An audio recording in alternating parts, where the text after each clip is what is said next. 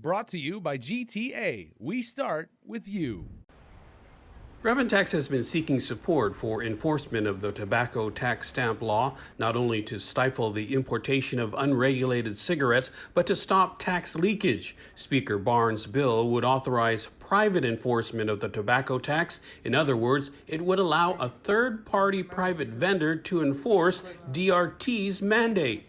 Mr. Chair, we are all trying to find ways to bring more needed revenues, especially during this time when the government is operating bare bones. But is the solution worse than the problem? Taxation Committee Chair Sabina Perez raised the issue with DRT Deputy Director Michelle Santos. Whichever vendor is awarded this contract would be allowed to draft additional rules and regulations. Do you see this as a conflict of the Organic Act? I'm not sure, Senator Perez. I'm not sure. It's real, unusual for a third party to enforce and collect and even draft rules and regs. So that's why I'm saying if we're able to, have some flexibility and control it, then I'm for it.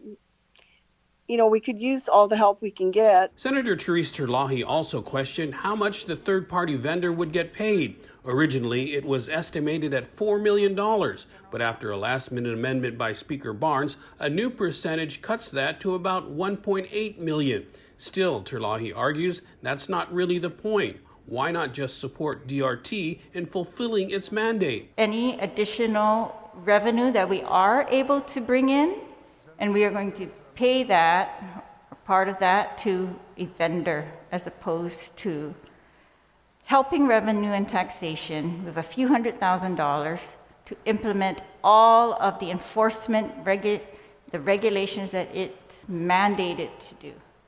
She also questioned DRT's apparent flip-flop. It's the same bill, and those issues that you opposed at the last hearing, they're going to continue to say you agree with this bill, and you have said there are many unknowns. And so I just feel this is a very concerning process, Mr. Chair.